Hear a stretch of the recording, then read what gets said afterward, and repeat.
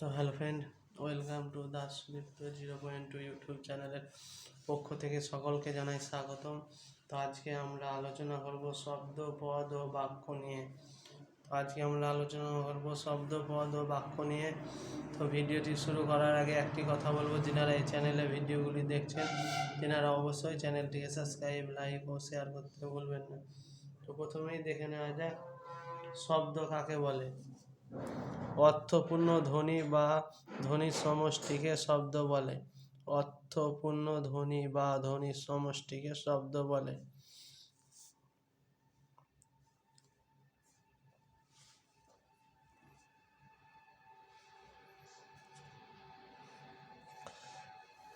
দেখার বিষয় যে একটি ধ্বনি দিয়ে শব্দ হয়েছে, যেমন এ, আবার একের বেশি ধ্বনি মিলে শব্দ তৈরি হয়েছে।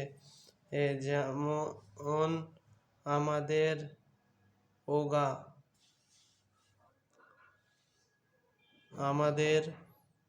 ওগাও। পদ শব্দের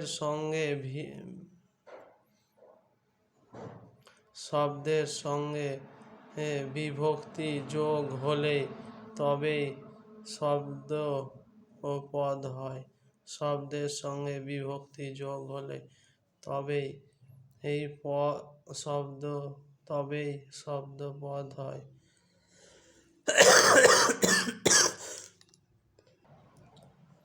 বাংলায় বিভক্তি হলো এ, কে, অন্তস্থ, তয়কার, র, এর প্রভৃতি। যেমন বিভক্তি এ কে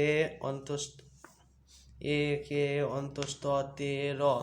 বিভক্তি যোগে বদ অন্তনায়িকার বনে অন্তস্থ সুকায়িকার যদুকে, বয়াকার দন্ত একার অন্তস্থ বাসায়, গয়াকার ডায়মন্ড হস্যই তয়কার গাড়িতে, হর হস্যই হরির।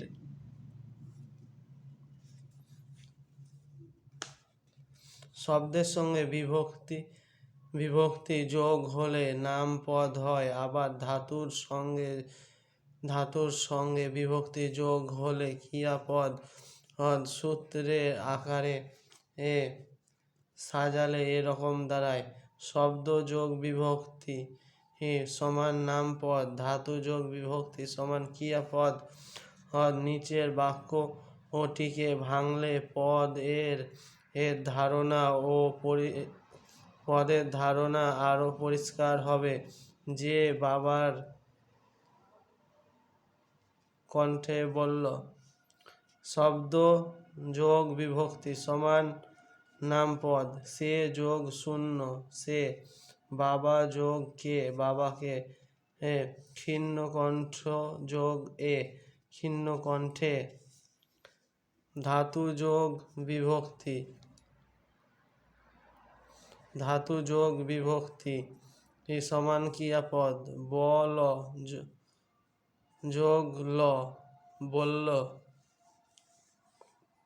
দেখা গেল বাক্যের প্রতিটি শব্দ ও ধাতুর সঙ্গে ক্রিয়া বিভক্তি যোগ হয়ে সেজন্য শব্দটি হোক ধাতু শব্দই হোক আর ধাতুই হোক তা পদ হয়েছে।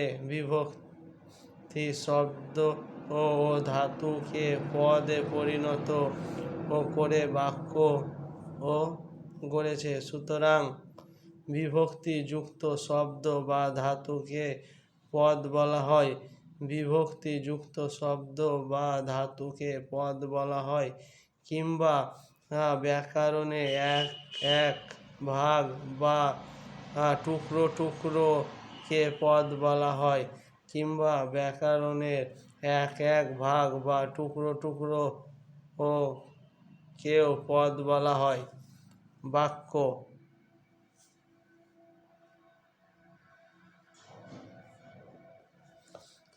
শব্দ ও পদের আলোচনায় বাক্যের কথা বারবার এসেছে, কারণ শব্দ বা পদ বাক্যের একটি উপাদান। ইট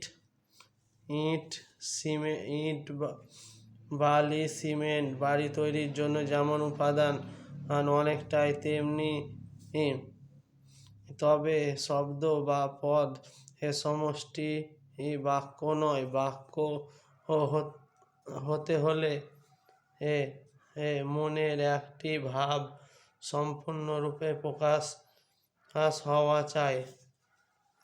শব্দ বা শব্দ সমষ্টি মনের একটি ভাব সম্পূর্ণরূপে প্রকাশ করলে তাকে বলা হয় বাক্য।